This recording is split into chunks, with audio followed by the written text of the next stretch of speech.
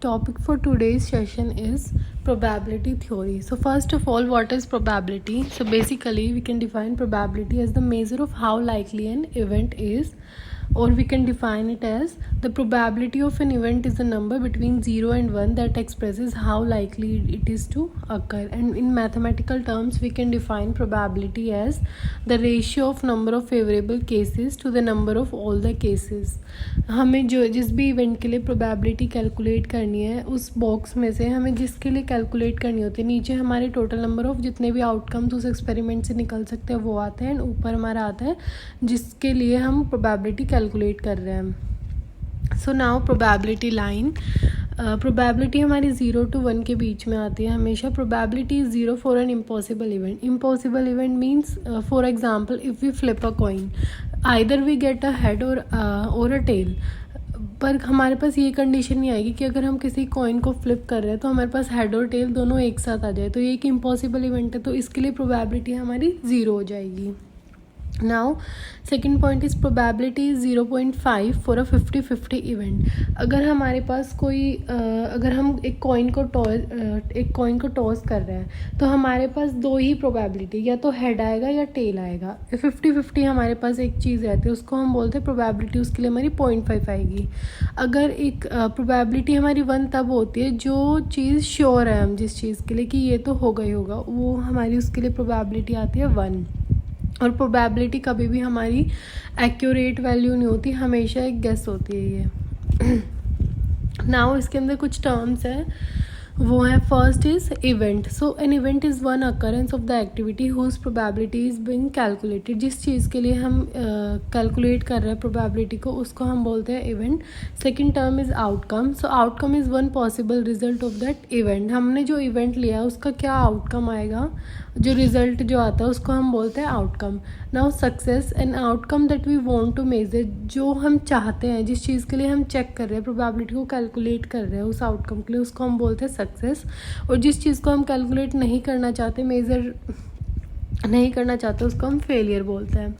Now sample space, the collection of all possible outcomes is known as sample space. जो भी हमारे पास जितने possible outcomes का collection होता है उसको हम सैम्पल स्पेस बोलते हैं.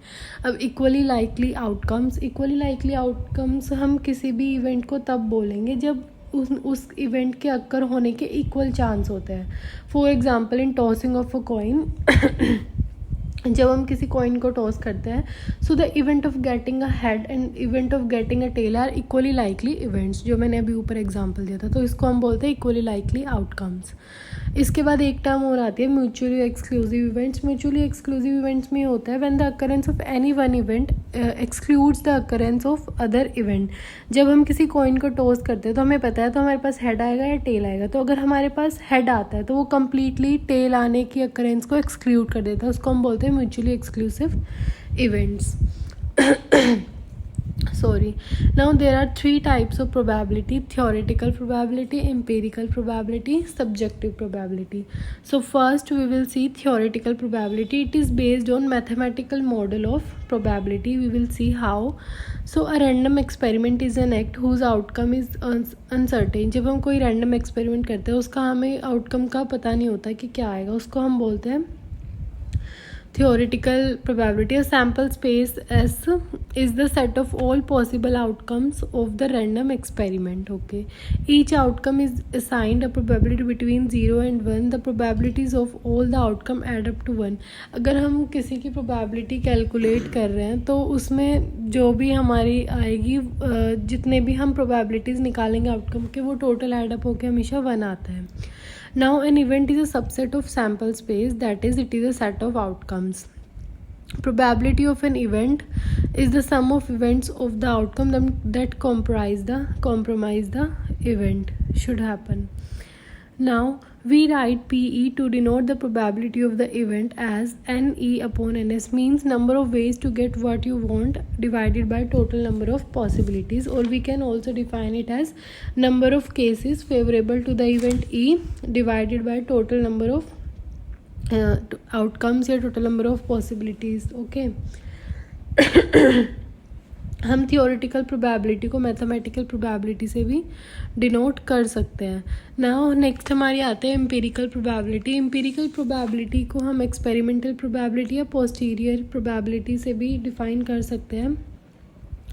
So it is of an empirical probability of an event is an estimate that the event will happen based on how the event occurs after collecting data or running an experiment that is in a large number of trials. Means what did happen. So इसका formula हो जाएगा successes upon में trials, number of successes upon में trials. So we will see this with an example. Empirical probability only makes sense if the event is repeatable. So here are these are the colors and these are trials. So if we calculate the empirical probability of this, we will get 1/2 or 4/5. Here we can see the dark color gray. The dark gray color is repeating 4 times. So 4/5 it will be its empirical probability. Now subjective probability. Subjective probability measures a person belief that an event will occur. Subjective probability basically हमें बताती है कोई चीज़ हम एक belief पे कोई person कुछ बोलता है तो उस इवेंट की अक्कर होने की कितनी प्रोबेबिलिटी है उसको हम सब्जेक्टिव प्रोबेबिलिटी बोलते हैं. And it can vary from person to person and it can also change if we learn new information. No mathematical calculations or proof behind this type of probability, but it could be illustrated the following way. P of x is equals to degree of belief that x is true. इसमें basically हम एक statement लेके चलते हैं कि ये हमारा belief है और ये ट्रू होगा, उसी चीज़ को हम प्रूफ करते हैं. For example, in a car parking area, there are totally 32 cars available. In those 3 are Innova cars, 8 are Swift cars, 15 are Ascent cars, and remaining are Ford cars. Compute the probability for choosing Swift cars and second Ford cars. So solution will be number of Innova cars हमारे पास इतनी है, Swift इतनी है, Ascent. तो Ford cars कितनी होंगी total minus हम कर देंगे तो हमें पता लग जाएगा Ford cars हमारी इतनी है. पर अब इसमें फर्स्ट में बोला let A be the event of selecting. अगर हमें स्विफ्ट कार लेनी है तो स्विफ्ट कार्स हमारे पास टोटल कितनी थी 8. So N A will be 8 and total हमारी 32. तो प्रोबेबिलिटी क्या हो जाएगी 8/32 that will be equal to 1/4. Now the second is let be the event of selecting Ford cars. So NB here is 6, we calculated above. So probability will be 6/32, that is 3/16. Now there are some rules for probability. So rule first is the probability of an impossible event is 0 while the probability of a certain event is 1. Therefore the range of all possibilities is 0 to 1. हमारी जो probability है वो हमेशा 0 to 1 के बीच में लाई करेगी. 0 हमेशा impossible event के लिए होगी, हमने डेफिनेशन में पढ़ा था, और 1 हमेशा सर्टेन इवेंट के लिए होगी. सो it will lie between 0 to 1. अब फॉर एग्जांपल 6-sided डाई हम लेते हैं. It is impossible to roll an 8 on a 6-sided die. हमारे पास कोई डाई है, उसमें हमें पता है 6 तक नंबर होता है, तो क्या उस पर कभी भी 8 आ सकता है? तो ये कभी भी पॉसिबल नहीं है, तो हमारा ये इम्पॉसिबल इवेंट हो गया, तो इसकी प्रोबेबिलिटी 0 हो जाएगी. So it is certain that you will roll a number between 1 and 6 if you roll a 6-sided die. 10 अगर हमारा 1 to 6 में से कोई भी नंबर आता है जब हम उस डाइस को रोल करते हैं तो उसकी हर एक इवेंट की हर एक नंबर की प्रोबेबिलिटी हमारी 1 होगी. अगर 1 आएगा तो भी 1 होगी, 2 आएगा तो भी 1, 3, 4, 5, 6 सबके लिए हमारी प्रोबेबिलिटी 1 होगी. Now rule 2 is the sum of all of the probabilities for possible events is equals to 1. ये हमने पढ़ा था. For example सॉरी कार्ड्स का हम एग्जाम्पल लेते हैं. हमारे पास in a standard 52 card deck there are 26 black cards and 26 red cards. All cards are either black or red. So probability of red जो होगी वो कितनी होगी 26/52. ब्लैक के लिए भी 26/52 होगी. तो इन या तो ये ब्लैक ही होंगे या रेड ही होंगे, तो इनकी टोटल प्रोबेबिलिटी अगर हम कैलकुलेट करेंगे तो वो हो गया हमारी 1. सो ये था rule 2. Now rule 3 is the complement of an outcome is equal to 1 minus the outcome.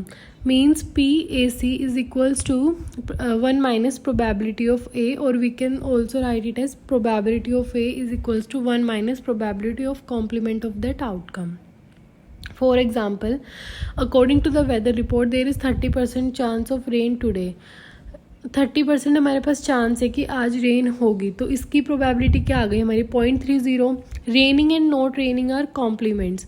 अगर रेन हो रही है तो इसका कॉम्प्लीमेंट क्या होगी कि रेन नहीं होगी, तो प्रोबेबिलिटी ऑफ नॉट रेनिंग क्या आ जाएगी, P of rain complement will be equals to 1 minus P rain means probability of rain. तो प्रोबेबिलिटी ऑफ रेन हमने कैलकुलेट करी 0.30. तो जो नहीं होगी रेन उसकी प्रोबेबिलिटी क्या होगी 1 minus 0.3, that will be 0.70. Therefore there is 70% chance that it will not rain today. Now there is rule number 4, that is addition rule, determining the probability that either one or both events occur on whether the events are mutually exclusive or not. This is also known as union is represented by U. So as I already defined above, mutually exclusive events means जिसमें सिर्फ दो ही हमारे ये होता है कि अगर कोई इवेंट हमारे पास अक्कर हो रहा है तो वो दूसरी वैल्यू को एक्सक्लूड कर देता है. So P A union B is probability of A or B. Note that this also includes the possibility of both A and B occurring at the same time. So if two events A and B are mutually exclusive, then the probability of two events can be added. In other words, we can define it as P A union B will be equals to P probability of A plus probability of B. Now this rule extends beyond the two events also. ये ज़रूरी नहीं कि दो के लिए exist करता है, अगर दो से ज़्यादा भी इवेंट्स अक्कर करेंगे तो उसके लिए भी हम इसको अप्लाई कर सकते हैं. अगर 3 है तो क्या हो जाएगा, probability of A union B union C will be equals to probability of A plus probability of B plus probability of C. Now for example, king or ace. In a standard 52 deck of cards, what is the probability of randomly selecting a king or ace? So we know in a 52 deck of cards we have 13 kings. So probability of coming of king will be 1 by 13, that is 0.077. Ace की भी same हो जाएगी. But if these events are mutually exclusive, because a card cannot be both a king and an ace. अब अगर हम देखें इसको, अगर किंग आ रहा है तो वो हमारा एस तो हो नहीं सकता, बट अगर इसकी हम प्रोबेबिलिटी हम कैलकुलेट करेंगे तो वो क्या आएगी हमारी, जब ऐड करेंगे तो 0.154. Now for example, political affiliation in a given state 30% are Democrats, 26% are Republicans and 43% are independent. If you randomly select a resident from this state, what is the probability that you have selected an independent or democrat? These events are mutually exclusive because each resident may only identify as one category. So we can find out the union. We have given for the probability of independent will be 0.43 and for democrat it will be 0.30. So total will be 0.73. Now if two events A and B are not mutually exclusive, then probability of A or B will be equal to probability of A and the probability of B minus the overlap of 2. So the formula will be, we can define it as probability of A union B will be equals to probability of A plus probability of B minus probability of A intersection B. Now probability of A and B must be subtracted when there is overlap, otherwise this is counted as twice. Now for example, a large scale survey finds that 90% of college students enjoy eating chocolate ice cream and 70% of college students enjoy eating mint chocolate chip ice cream and 65% both, means chocolate and mint chocolate chip ice cream. What proportion of college students enjoy eating chocolate or mint chip ice cream? So हमसे और बोला है, तो these events are not mutually exclusive because it was possible for a participant to enjoy both. So we can calculate probability of chocolate union mint chocolate chip. So it is, answer will be 0.95. Now rule number 5, that is multiplication rule. So determining the probability that both events occur depends on whether the events are independent or not. This is known as an intersection and is represented by this. So intersection को हम तब define करेंगे जब हमें probability निकालनी है दोनों events की. हमारे जो इवेंट्स है वो चाहे इंडिपेंडेंट हो या ना हो. So if two events A and B are independent, अगर हमारे जो दो इवेंट्स ए एंड बी है अगर वो हमारे इंडिपेंडेंट, तो probability of A and B will be equal to product of both probabilities. This rule extend beyond 2 events. अगर हम 2 से ज़्यादा इवेंट्स के लिए कैलकुलेट करना है तो वो भी हम कर सकते हैं. P probability of A multiply probability of जितने इवेंट्स के लिए भी हमें कैलकुलेट करना है. For example, ace of diamonds.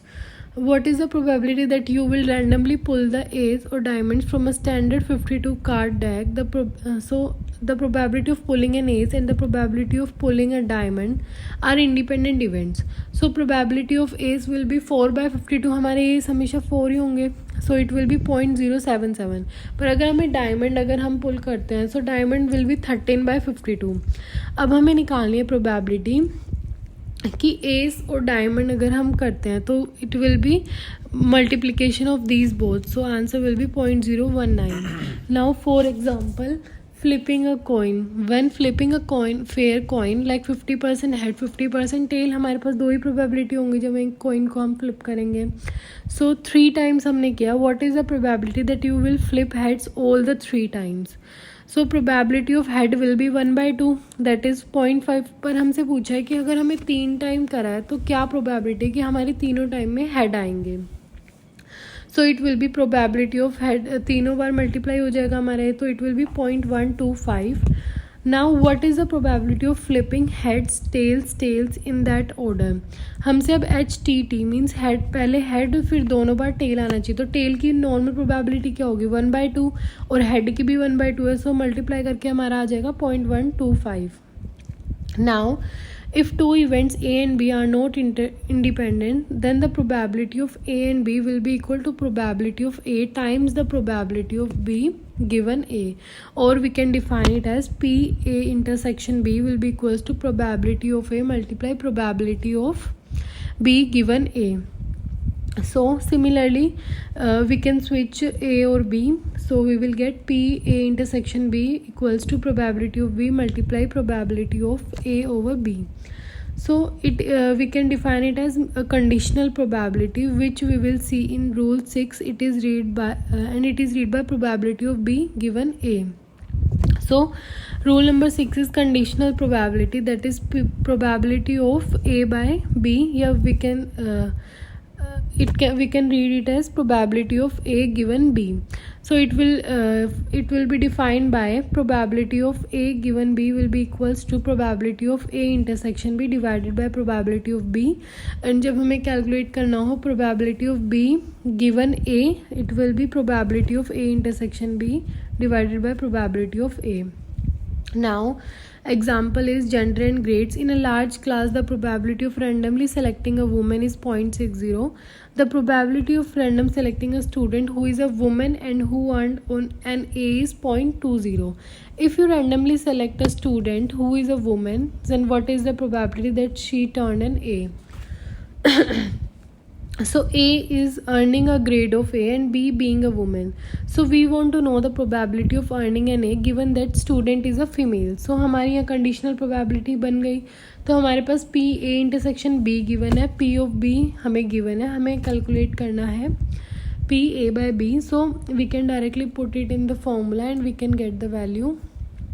So there is 33.3% chance that she earned on A and an A. Now here is an example of clubs. In a standard 52 card deck, what is the probability that a randomly selected card is a club given that it is a black card? So इसकी probability हमारी 1/4 हो जाएगी, that will be equals to 0.25. और अगर हमारा ये black है तो उसकी probability हो जाएगी 2/4, that is 0.50. एंड इंटरसेक्शन जब हम इसका कैलकुलेट करेंगे कि हमारा वो क्लब भी हो और ब्लैक भी हो तो हमारे 13 कार्ड्स होंगे. So 13 by 52, that is 0.25. Now we have to calculate कि randomly selected card is a club given that it is a black card. So we can apply here conditional probability. The formula P club intersection black divided by P black, it will be 0.25 upon 0.50, that is 0.50. Means there are 50% chance that it's a club. So that's all for today. In next lecture we will study the conditional probability and the Bayes theorem. Okay, thank you for today.